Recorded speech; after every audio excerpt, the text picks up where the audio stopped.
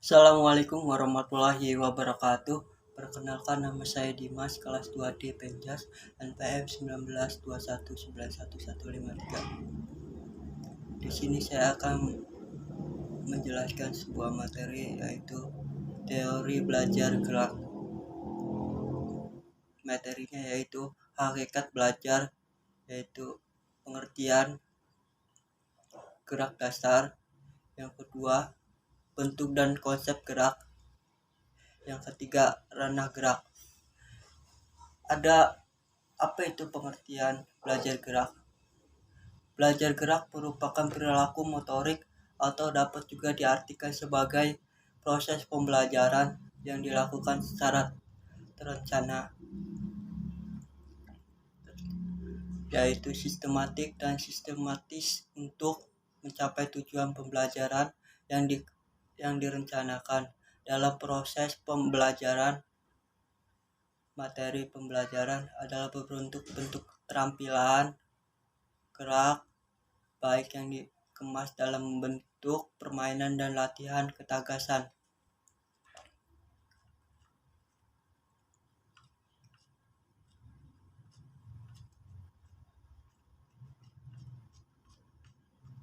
Adapun belajar sebagai proses dalam fisiologis kognitif, dijelaskan sebuah proses adalah seperangkat kejadian atau peristiwa yang berlangsung bersama menghasilkan beberapa perilaku tertentu. Sama halnya dengan belajar keterampilan motorik di dalam terlibat suatu proses yang menyambung kepada perubahan dalam perilaku motorik sebagai hasil dari berlatih. Karena itu fokus belajar motorik ialah perubahan yang terjadi pada organisme yang memungkinkannya untuk melakukan sesuatu yang berbeda dengan sebelum berlatih. Yang kedua, belajar gerak adalah hasil langsung dari latihan. Perilaku motorik berupa keterampilan dipahami sebagai hasil dan latihan dan pengalaman.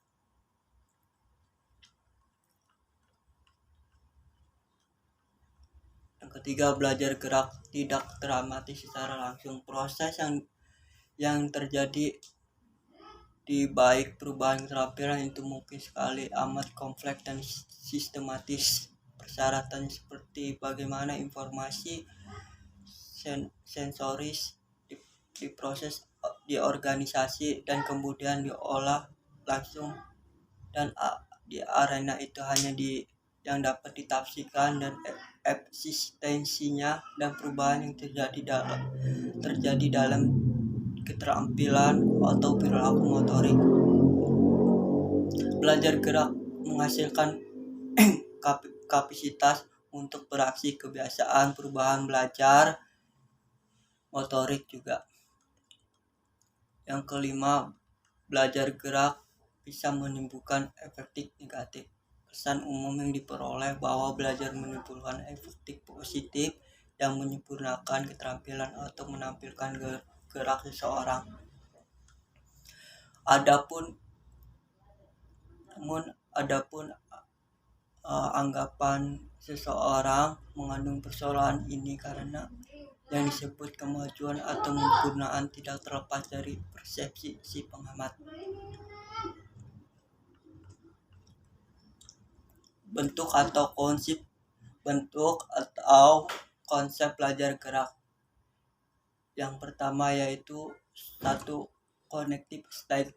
Apa itu?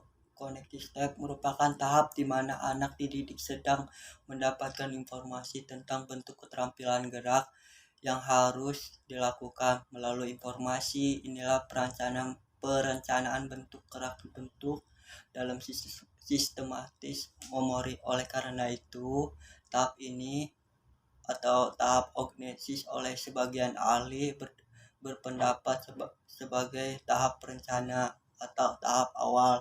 Bentuk keterampilan gerak akan segera dapat terbentuk dengan baik dalam memori seseorang apabila proses penyajian informasi dilakukan dengan benar dan sederhana. Prinsipnya, makin sederhana bentuk keterampilan gerak yang dapat disajikan dengan jelas, akan makin cepat pula terbentuk pola gerak yang dilakukan seseorang anak. Yang kedua ada associative stage. Apa itu associative stage? Yaitu merupakan tahap di mana seseorang sedang merealisasikan pola gerak yang telah berbentuk sistem memorinya. Pada awalnya realisasi gerak yang dikerjakan dilakukan dengan koordinasi gerak yang rendah, oleh karena pelaksanaan keterampilan yang dilakukan masih tanpa kaku. Pada tahap ini memerlukan atau keterampilan yang dilakukan perhatian yang profesional terhadap frekuensi pengulangan instansi dan tempo pengulangan gerak, baik yang dihubungkan dengan satuan berapa kali gerak dilakukan dalam satuan waktu tertentu, maupun yang berhubungan dengan jumlah pengulangan belajar yang dilakukan 1 minggu sekali, atau pengulangan ini dapat memperkuat hubungan antara reseptor dan efektor yang secara langsung dapat meningkatkan kualitas pola gerak yang terbentuk dalam memori. Yang ketiga, autonomous stage merupakan tahap akhir dari rangkaian proses belajar. Gerakan otomatis merupakan hasil dari latihan yang dilakukan dengan efektif. Gerakan otomatisasi dapat terjadi karena telah terjadinya hubungan yang permanen antar reseptor dengan efektor. Gerakan otomatisasi dalam mekanisme tidak lagi koordinasikan oleh sistem saraf pusat melakukan pada alur sikat pada sistem saraf otonom. Yang ketiga yaitu ranah gerak. Yang satu, ranah konektif. Apa itu ranah konektif? Ranah ini meliputi kemampuan menyatakan kembali konsep atau prinsip yang telah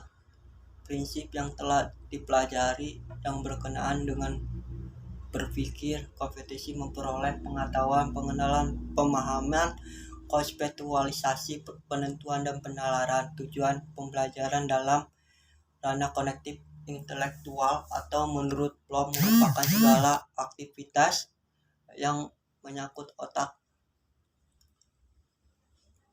2. Ranah afektif.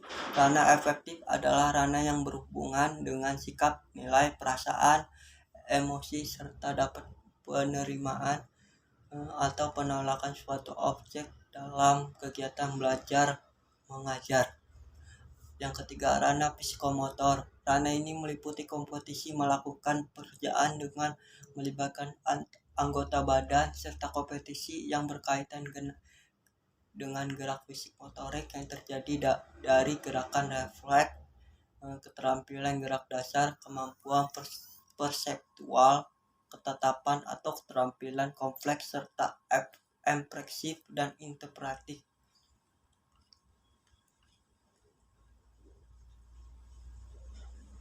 Contohnya adalah meniru. Kegiatan meniru merupakan kemampuan seorang anak untuk melakukan sesuatu dengan contoh yang diamati walaupun belum dimengerti makna ataupun hakikatnya dari keterampilan itu. Yang kedua, memanipulasi. Kategori ini merupakan kemampuan dalam melakukan suatu tindakan serta memilih apa yang diperlukan dari apa yang diajarkan, mengidentifikasikan, mengisi, menempatkan, membuat, memanipulasi, menerapsi, dan mencampur.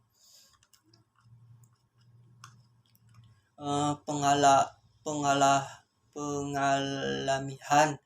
Kategori ini merupakan suatu penampilan tindakan di mana hal diajarkan dan dijadikan sebagai contoh telah menjadi suatu kebiasaan dan gerakan-gerakan yang yang ditampilkan lebih meyakinkan artikulasi ke suatu tahap di mana seorang dapat melakukan suatu keterampilan yang lebih kompleks terutama yang berhubungan dengan gerakan imperatif. Sekian dari saya tentang hakikat belajar atau teori belajar gerak. Sekian dari saya, kurangnya maaf. Wabillahi taufiq hidayah. Wassalamualaikum warahmatullahi wabarakatuh.